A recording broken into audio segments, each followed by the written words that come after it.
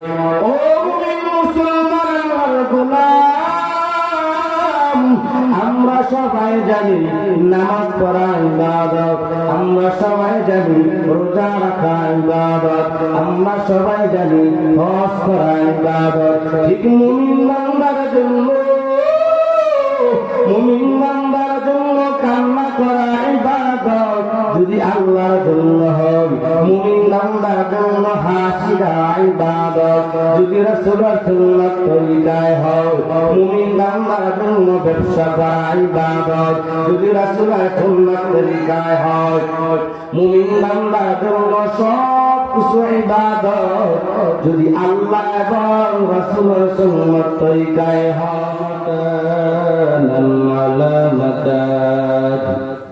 وإنسان على إنسان ونشهد أن لا إله إلا الله وحده لا شريك له ونشهد أن سيدنا وسندنا وحبيب ربنا وطبيبنا وطبيب قلوبنا ومولانا محمدا عبده ورسوله. أما بعد فأعوذ بالله من الشيطان الرجيم. بسم الله الرحمن الرحيم. أفحسبتم أنما خلقناكم عبثا وأنكم إلينا لا ترجعون. وقال النبي صلى الله عليه وآله وسلم إنما الأعمال بالنيات.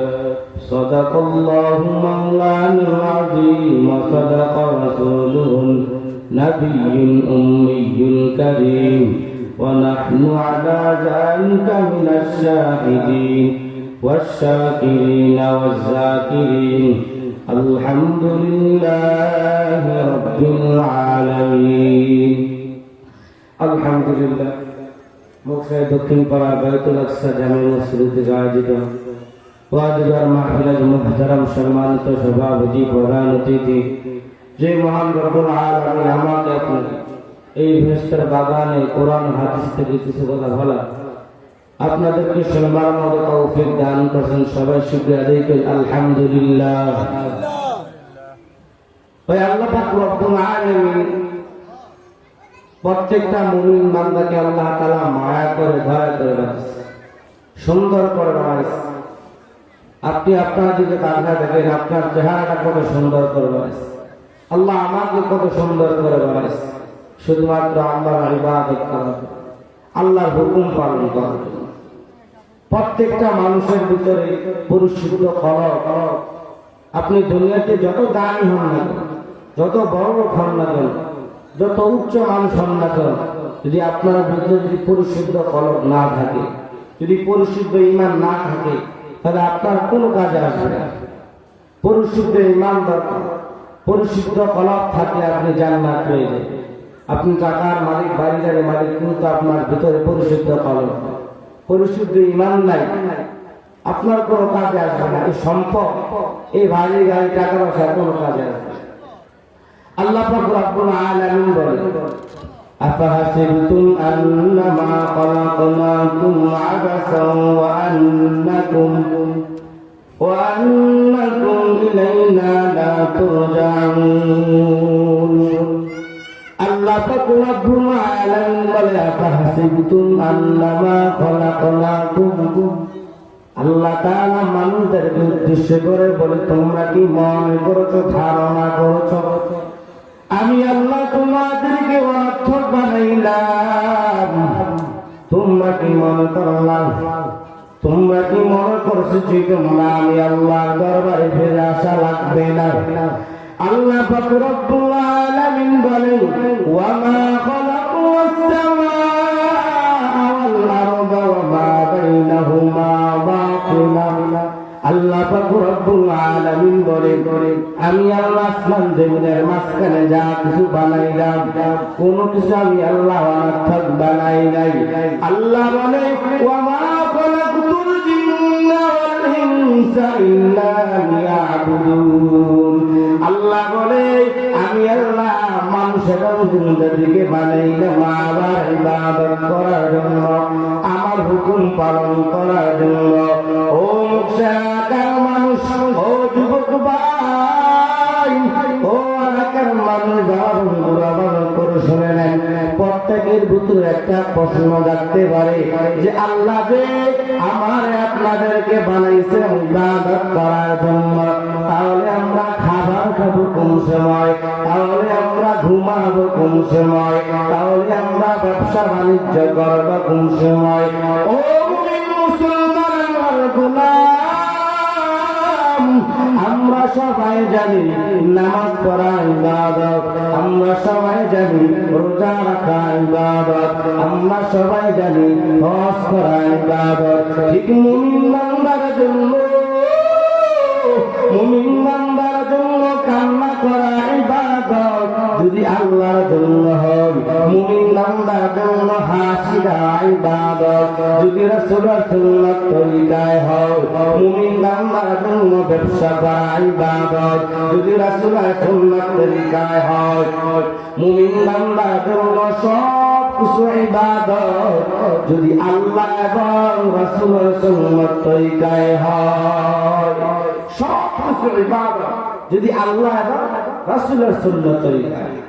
আল্লাহ পাক রব্বুল আলামিন আয়াতের মধ্যে জানায় দেয়, এ আমার বান্দারা ভালো করে শোনো, তোমরা যারা দুনিয়াতে অন্যায় করছো, তোমরা যারা দুনিয়াতে গুনাহের কাজে লিপ্ত ছিলা, বান্দা আমি আল্লাহর কাছে ক্ষমা দাও, আমি আল্লাহ মাফ করে দেব। আল্লাহ বলে ওয়াল্লাযীনা ইযা ফাআলু ফাহিশাতান আও যালামু আনফুসাহুম যাকারুল্লাহ। আল্লাহ বলে যারা নিজের প্রতি জুলুম করলা, গুনাহের কাজে লিপ্ত ছিলা, বান্দা যাকারুল্লাহ, আমি আল্লাহ জিকির করো, আমি আল্লাহ তোমাদেরকে মাফ করে দিব। ও মুশরিক মানুষ, ও যুবক ভাইরা, ও বৃদ্ধ বাবা, দুনিয়াতে তো গুনাহ কম করি নাই, অন্যায় কম করি নাই।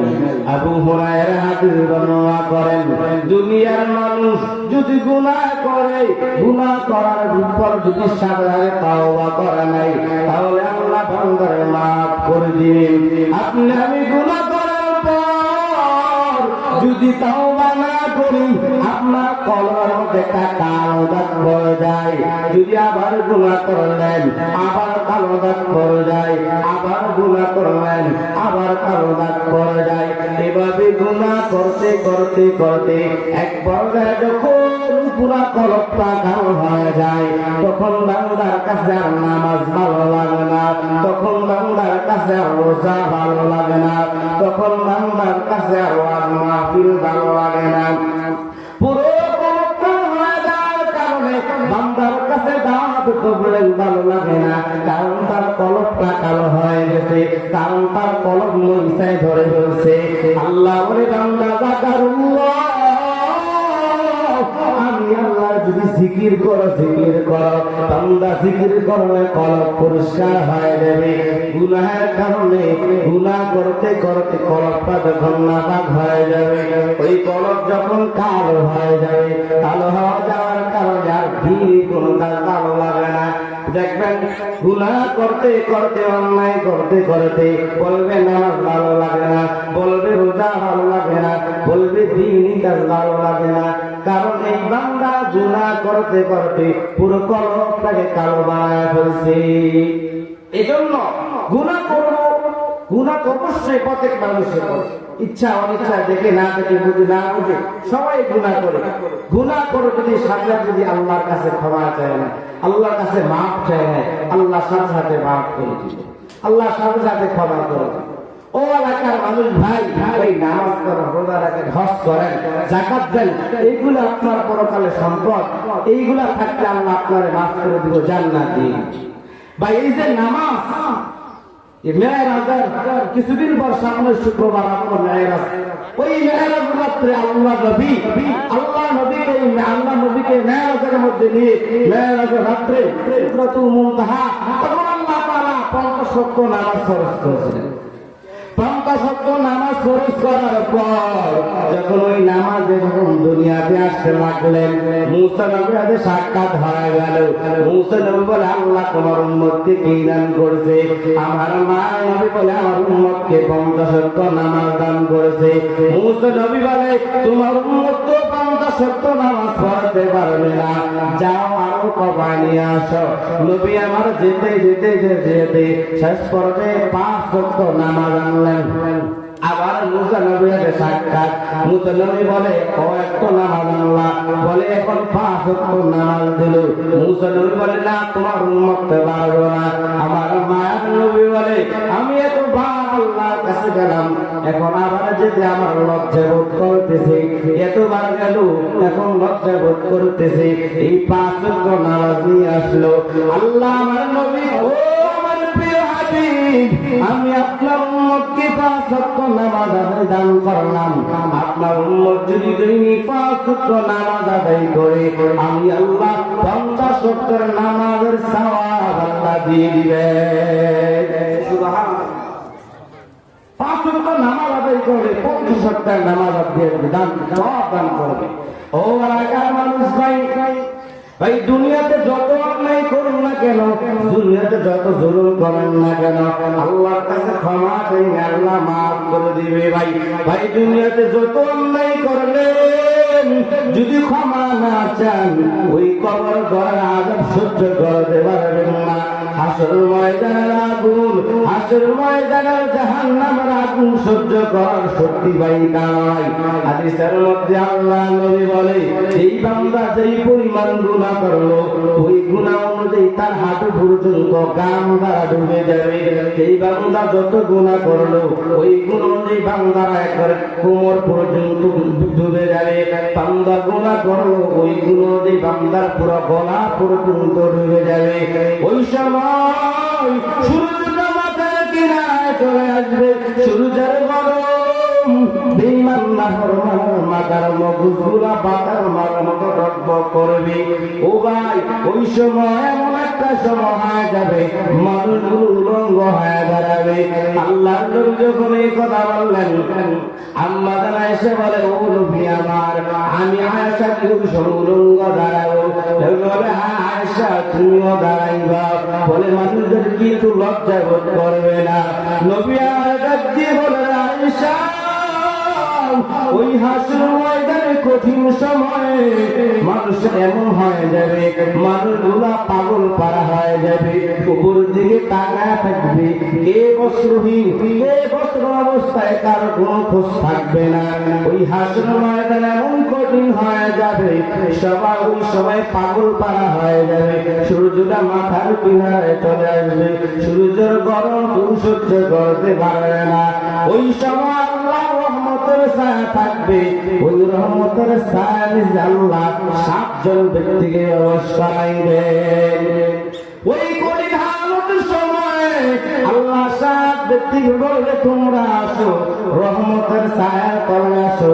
বলে, 1 নাম্বার ইমামুল আদিল ব্যক্তিকে বলবে, বাংলা ন্যায় পরাণ শাসক, ন্যায় পরাণ বাদশাকে আল্লাহ আরশের নিচে জায়গা দিবেন।